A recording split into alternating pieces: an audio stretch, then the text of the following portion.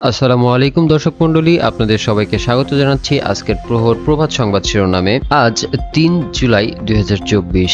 চলুন জেনে আসি দেশের জাতীয় পত্রিকাগুলোর আজকের সংবাদ শিরোনাম।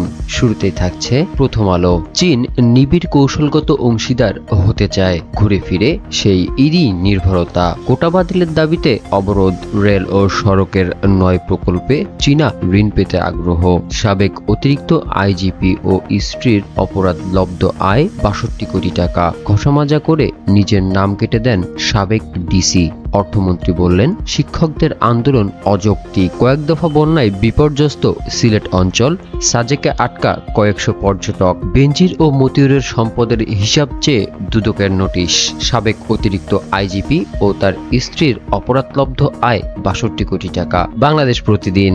হিসাব দিতেই হবে সম্পদের, হাইকোর্টের নির্দেশ। সরকারি চাকরিজীবীদের হিসাব দাখিলের সংক্রান্ত বিধি যথাযথভাবে বাস্তবায়ন করতে হবে। যে কোনো মূল্যে দুর্নীতির, অর্থ পাচার বন্ধের তাগিদ। বন্যায় প্রস্তুতি নির্দেশ প্রধানমন্ত্রী। উত্তাল পাবলিক বিশ্ববিদ্যালয়, কোটার প্রতিবাদে চলছে অবরোধ বিক্ষোভ। শিক্ষকরা অনড়, বলছেন বাঁচা মরার লড়াই। তলিয়েছে ঘরবাড়ি, সড়ক। বন্যায় ৪ জনের মৃত্যু। সিলেটে ভোগান্তিতে ৭ লাখ মানুষ।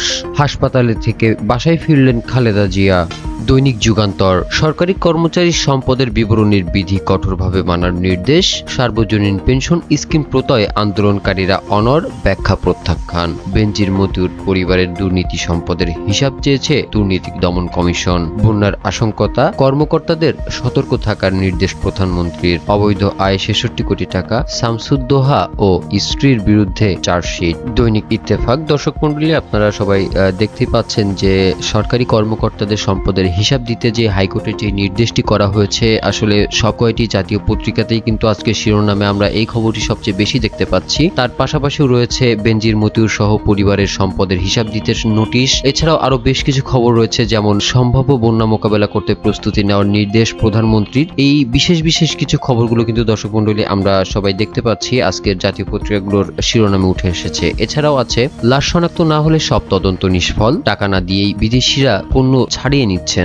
পরোয়ানা মাথায় নিয়ে থাইল্যান্ড ডেপুটি স্পিকারের ছেলে আসিফ। সুপ্রিম কোর্টের রায়, আইনের শাসনকে অবজ্ঞা করছেন বাইডেন। কোটা বাতিলের দাবিতে শিক্ষার্থীদের পদযাত্রা, শাহবাগে অবস্থান। বিশ্ববিদ্যালয়ের শিক্ষকদের কর্মবিরতি চলবে। পেনশন কর্মসূচি প্রত্যয় নিয়ে ব্যাখ্যা সরকারের। The Daily Star. Government may let its employees trade in shares.